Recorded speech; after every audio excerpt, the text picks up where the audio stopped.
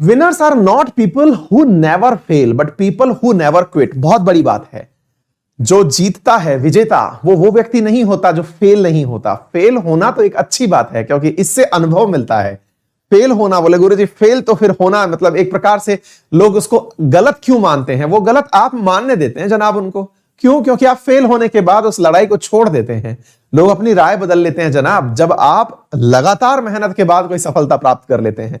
अच्छा, विद्यार्थियों में एक बड़ी दुविधा होती है इस बात को लेकर के, फिर कब तक मेहनत करते रहे सर? क्योंकि ये परिभाषा तो आपकी हर दिन मोटिवेट करती रहेगी। जिस दिन आपको लगना बंद हो जाए ना कि मैं जो मेहनत कर रहा हूं, बहुत बड़ा पॉइंट बता रहा हूं, इसे लिख लीजिएगा क्योंकि मैं आप लोगों के विद्यार्थी जीवन में से समय बिताया हूं।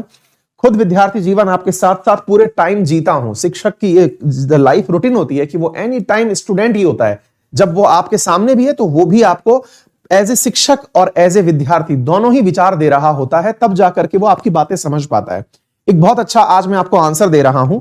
बहुत सारे छात्रों के माध्यम से एक प्रश्न हम तक पहुंचता है और बहुत बेसिक और बुनियादी प्रश्न है। बोले सर एक बात बताइए, आप लोग कहते हैं कि असफल हो जाने के बाद में फिर से एक बार प्रयास करिए। ठीक बात है सर, ऐसे करते करते मैं 6 साल से तैयारी कर रहा हूं, मेरा तो कुछ हुआ ही नहीं।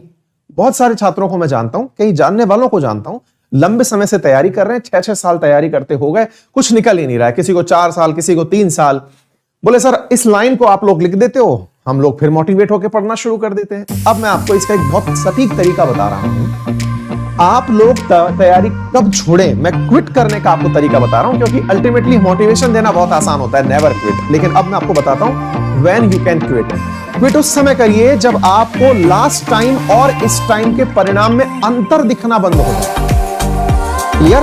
अगर मान लीजिए आपने लास्ट टाइम कोई एग्जाम दिया था, उस एग्जाम में आउट ऑफ 200, एक बार उदाहरण के मान के चलते हैं, आउट ऑफ 200 आपके 120 मार्क्स आए थे, इस बार भी 120 आए हैं, तैयारी बंद कर दीजिए, फिर चाहे परिस्थितियां जो भी रही, खत्म। बोले नहीं हो पा रहा है। सुधार होना जब बंद हो जाए, आपने साल पूरा दे दिया और सुधार 0 हुआ, छोड़ दीजिए। ये मैं आपसे कह रहा हूं, एक बहुत प्रॉपर अनुभव के साथ कह रहा हूं।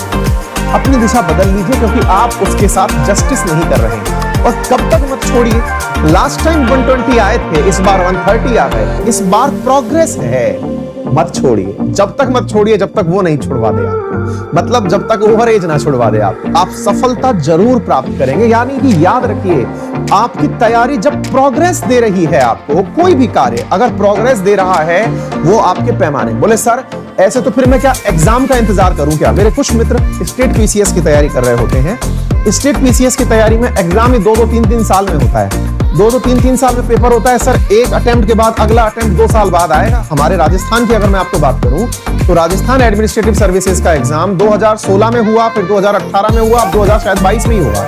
यानी इतने बड़े बड़े गैप में आ रहा है। बोले सर हम तो 2 ही अटेम्प्ट में कहानी निमट लेगी, फिर क्या करें? इसके लिए तरीके होते हैं टेस्ट देना। मेरे प्यारे साथियों, कोई भी टेस्ट, मैं अनअकैडमी का विज्ञापन नहीं कर रहा हूं, एक व्यवहारिक बात बता रहा हूं, इसको समझिए। कोई भी टेस्ट लीजिए, आपको XYZ किसी कोचिंग का देना है, अपने किसी दोस्त से बोल दीजिए कि वो आपको 100 प्रश्नों का एक टेस्ट बना दे। पूरी तैयारी के साथ आप बैठिए, आप अपनी तैयारी के साथ एक टेस्ट दीजिए, वीकली दे दीजिए, मंथली दे दीजिए, लेकिन उसको अपनी पूरी जी जान से दीजिए। उसमें जो परफॉर्मेंस आया, अब उस परफॉर्मेंस को फिर नापते चलिए। अगर आपको लग रहा है कि आपकी तैयारी से कुछ इंप्रूव हो रहा है तो तैयारी करते रहिए। अगर आपके तैयारी करने से कुछ इंप्रूव नहीं हो रहा है, तैयारी छोड़ दीजिए। इसका मतलब ये नहीं है कि आप इंतजार करेंगे कि जब पेपर आएगा तब छोड़ूंगा। क्लियर? तो आज मैंने आपको सिखा दिया है कि तैयारी छोड़े कैसे, क्विट कैसे करें। क्योंकि बहुत सारे लोग ये लाइन लिखा के चले जाते हैं, नेवर क्विट, लेकिन आज मैं सिखा रहा हूं व्हेन यू कैन क्विट।